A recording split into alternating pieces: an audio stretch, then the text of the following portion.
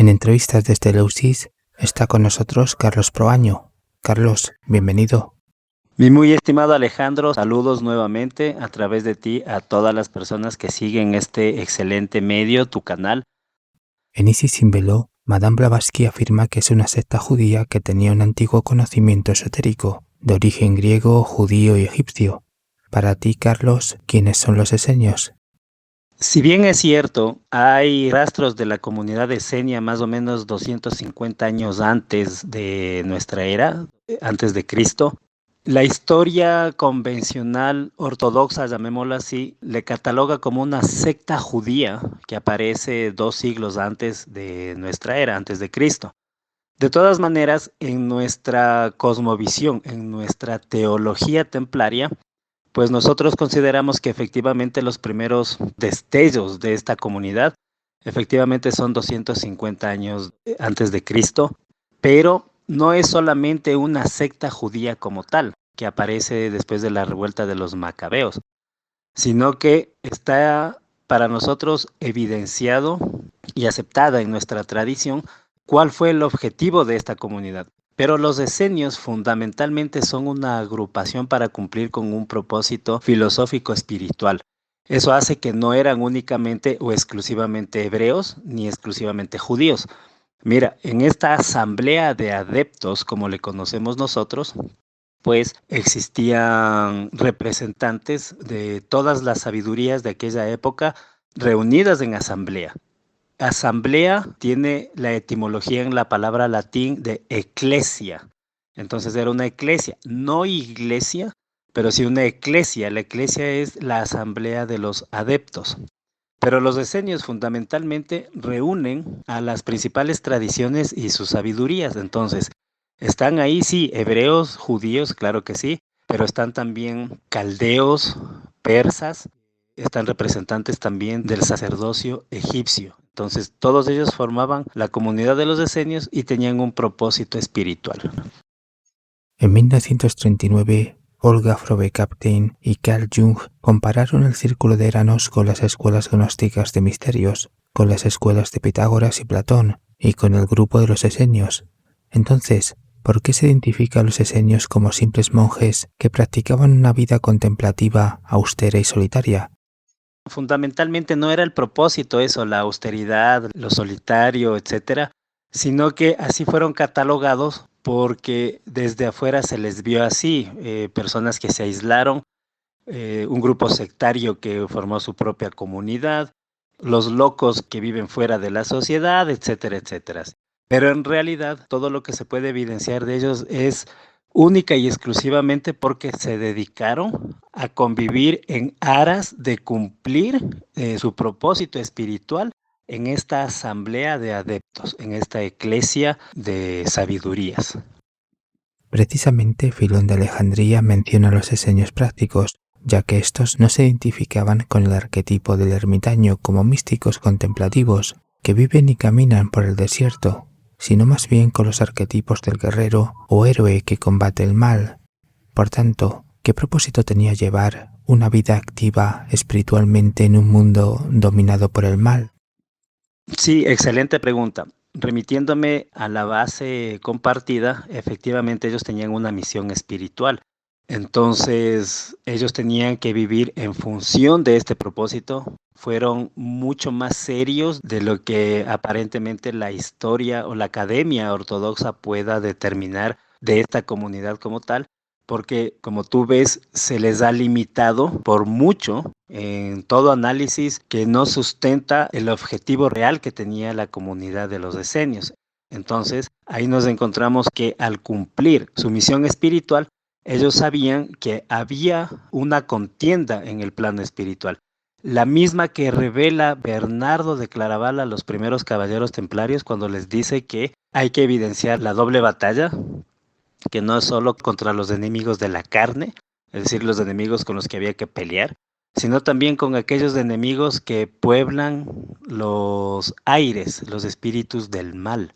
Entonces, la comunidad de Senia precisamente se fundamentó en aprender a identificar ese mal y aprender a combatir ese mal.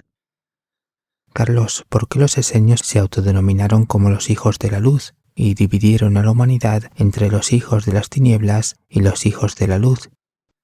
Para que no se confundan estos conceptos y los hijos de la luz, que era la comunidad de los esenios, no queden como los típicos fanáticos, sectaristas, extremistas. Ellos se consideraban hijos de la luz precisamente por la misión que tenía en sus manos. ¿Cuál era la misión? Aquí en esta pregunta vamos revelando este sentido espiritual. 250 años comienzan a reunirse un grupo de gente que con un conocimiento muy superior, por eso era la asamblea de los adeptos. Adeptos es un nivel mucho más alto del iniciado. El adepto es cuando ya se inició en los misterios, pero ya está en profundo conocimiento y conciencia de la responsabilidad que comprende esa iniciación con los propósitos y las finalidades espirituales.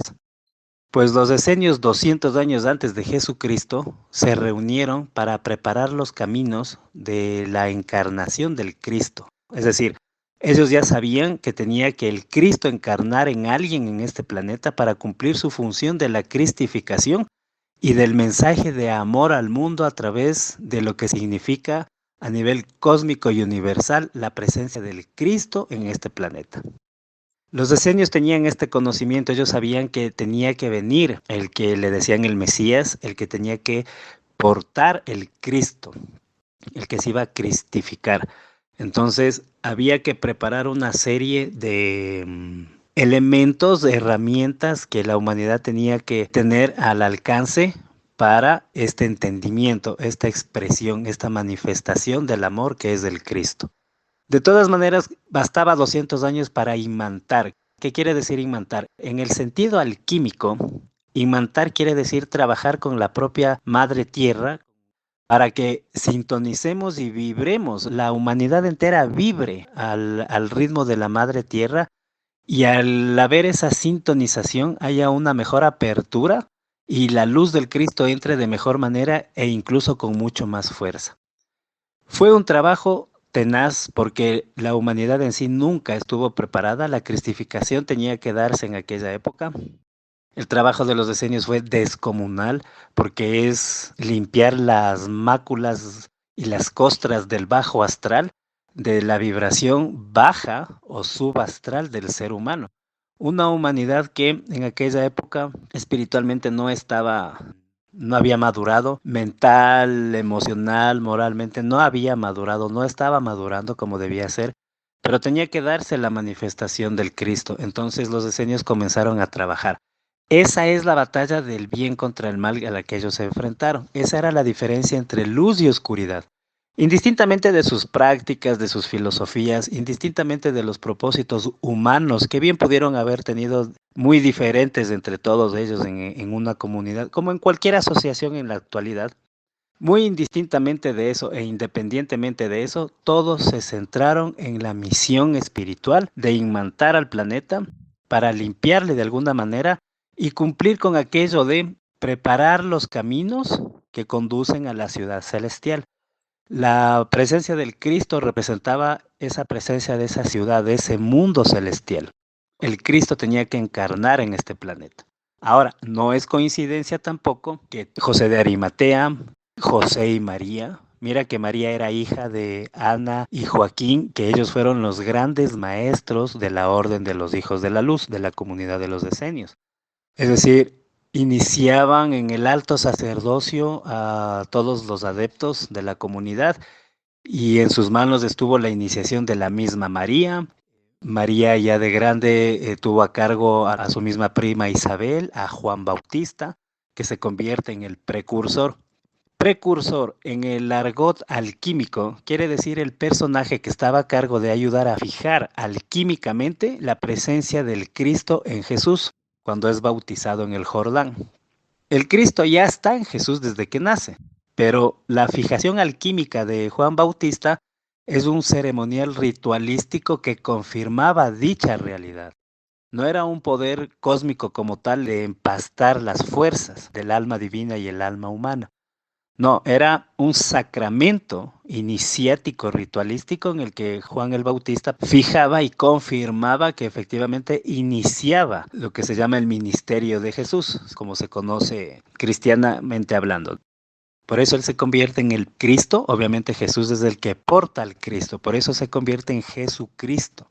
Esa fue la misión de los queridos hermanos decenios, en definitiva, y por eso es que se preparan 2 siglos y medio casi para esta venida. Entonces, aquí vamos viendo ya claramente el objetivo real que tenían los decenios y como te repito, mi estimado Alejandro, indistintamente de las percepciones personales, todos los involucrados, hacía que esta comunidad en especial pues haya estado trabajando en este aspecto.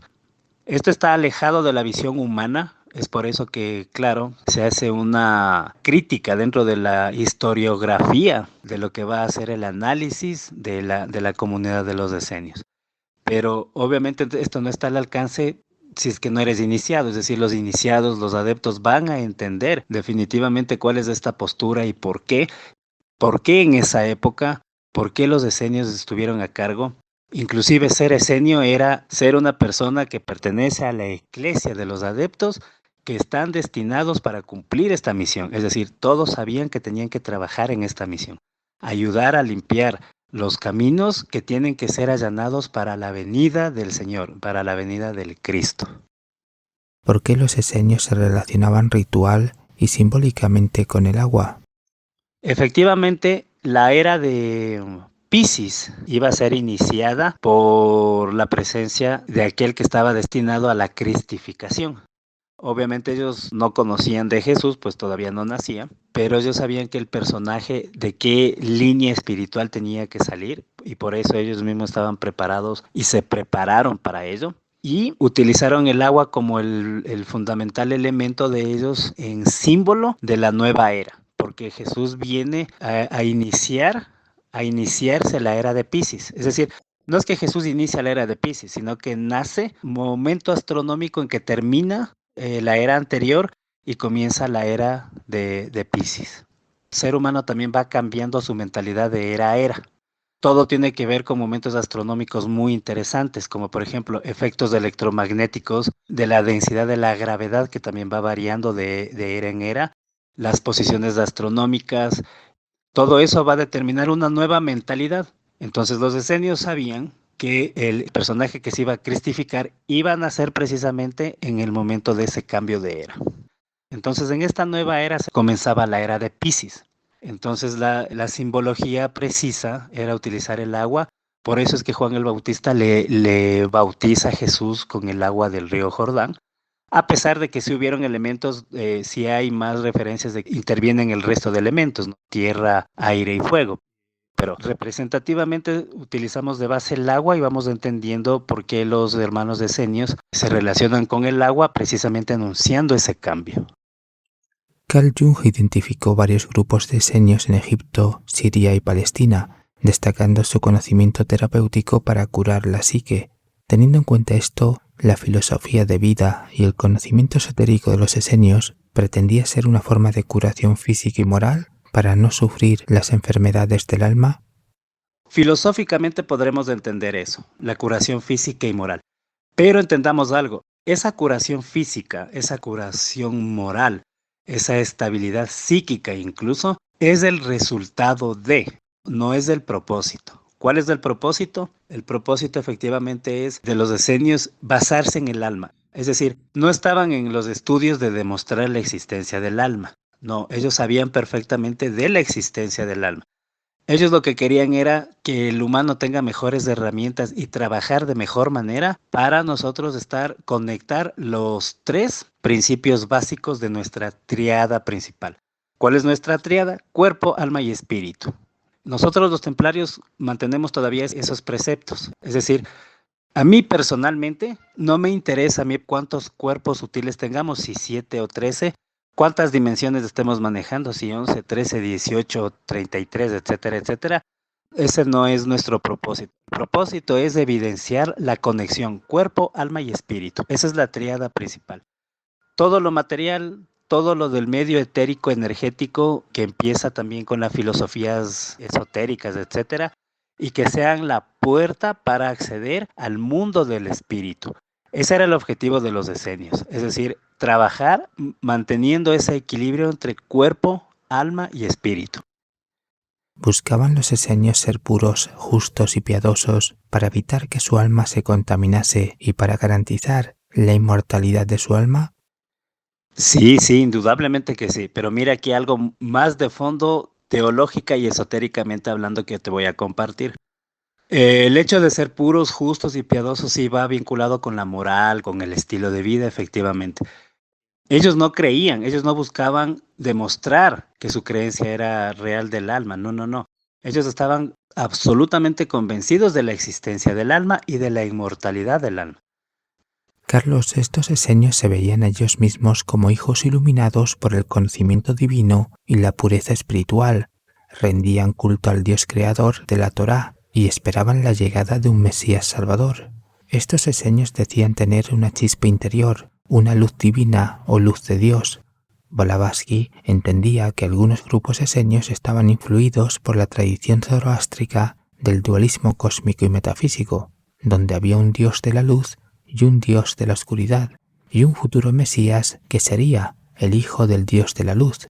En su teosofía, Blavatsky establece que Lucifer es una fuerza que impulsa el desarrollo y evolución espiritual del ser humano, mientras que el Cristo interior permite la maduración psíquica y espiritual del ser humano. Carlos, ¿cómo interpretas todo esto? Te voy a hacer una comparación que a lo mejor genera algo de confusión, pero quiero ser claro y sobre todo didáctico, ¿ok? Vamos con esto. Digamos que nuestra alma es Lucifer. Si nuestra alma es Lucifer, quiere decir que el Cristo es nuestro mundo espiritual y nuestro cuerpo material es el mundo oscuro del infierno, es el Satán de la materialidad. ¿Qué quiere decir? Que ellos estaban convencidos, y es lo que demostraron, y los templarios también lo demostraron luego, que la existencia del cuerpo y alma y espíritu es una realidad, y que nuestra alma es nuestro puente de conexión, es la bisagra que va a unir los dos mundos. Pero a través del alma, el trabajo del alma, la trascendencia del alma, la importancia que le damos al alma nosotros como tal, va a permitir que nos subimos al mundo espiritual del Cristo o bajamos al mundo material de Satán. Pero esa es decisión de cada uno. Cada uno tiene el poder de hacerse ángel o hacerse demonio. En eso se basaba el principio del objetivo espiritual de los decenios, que la presencia del Cristo venía a demostrar precisamente que nuestras almas tienen la facultad de ascender hasta el nivel del Cristo y gozar de ese paraíso espiritual. O por el contrario, puedes involucionar, tu alma puede vejarse y caer al mundo material y apartarse con el mundo material hacia lo oscuro del infierno de Satán. Entonces, dentro de nosotros está esa capacidad. Por eso es que nosotros los templarios tenemos muchos talleres internos en el que vamos estudiando estas facultades. En la práctica nos vamos demostrando la existencia de ese plano del alma. El alma está ahí para nosotros utilizarla de vehículo para la trascendencia o para la caída. O bien subimos o bien caemos. Eso está dentro de nuestras propias capacidades. Caer a nuestro infierno no es castigo de Dios, sino que ha sido nuestra falla. Nosotros no hemos evidenciado, hemos cometido los errores. Y subir al nivel espiritual del Cristo no es el regalo de Dios tampoco, sino el triunfo de nosotros sobre todos los elementos que están ahí para impedir ese crecimiento. Todos esos elementos son los que se llaman los factores demoníacos o satánicos. El Satán del infierno que está ahí está en la separación de la materialidad del mundo del alma que te da la posibilidad de acceder al mundo espiritual. Ese es el objetivo teologal, es decir, eso está en la teología templaria también.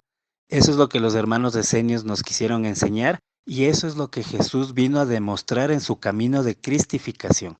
Él, al ser cristificado, demostró que todos nosotros tenemos al pequeño Cristo interno, una chispa divina del Cristo que nace con nosotros y que tenemos esa facultad, tenemos la posibilidad. ¿Los esenios desaparecieron sin más o existió una cadena de transmisión esotérica a otros grupos iniciáticos, entre ellos a los templarios? Absolutamente. Yo te podría incluso asegurarte de que efectivamente somos los mismos. De hecho, una orden templaria como la nuestra, que es esotérica e iniciática, jamás ningún miembro te va a decir que nosotros tenemos rito templario, porque el rito templario no es más que una, llamémosle, deformación por un lado y se convirtió en un rito masónico por otro lado. Cuando escuchas del rito templario es solo una forma masónica, nada más. Nosotros tenemos el oficio del Santo Espíritu y ese es el rito esenio. Todavía no existía ninguna iglesia católica y los hermanos esenios ya utilizaban cosas como, por ejemplo, la señal de la cruz como persignación. Es un efecto esotérico energético impresionante del que podremos hablar también. Tiene cosas como también el Santo Espíritu, que no es lo mismo que el Espíritu Santo de la Iglesia Católica. El Santo Espíritu es otra cosa que resuelve las deidades de todos los mitos antiguos y de todas las formulaciones iniciáticas, alquímicas, esotéricas. Entonces, el oficio del Santo Espíritu es el ritual de los decenios. Ese es el que tenemos nosotros hasta el día de hoy y por eso nos consideramos de origen esenio o una prolongación de los decenios exactamente igual que los templarios del medioevo. Los templarios del medioevo fueron eso. Porque muy a pesar de que tuvieron que apalancarse para existir en la Iglesia Católica como tal, a propósito de las cruzadas, es verdad, ¿sí? No podemos negar esa parte de la historia. Pero Bernardo de Claraval y los fundadores eran más paganos que todo el mundo pagano junto. Ellos tenían el culto a la madre diosa. Ellos tenían formación cristiano-célticas. Ellos tenían todas las cosmovisiones antiguas, los antiguos misterios, todos los sacerdocios de todas las comunidades estuvieron presentes en la eclesia de los decenios, los hijos de la luz. Entonces, nosotros los templarios somos los continuadores, como lo fueron los del medioevo y como lo somos ahora en esta manifestación esotérica espiritual. Carlos, muchas gracias. Un fuerte abrazo a todos y muchas gracias, Alejandro. Buenos días, buenas tardes y buenas noches.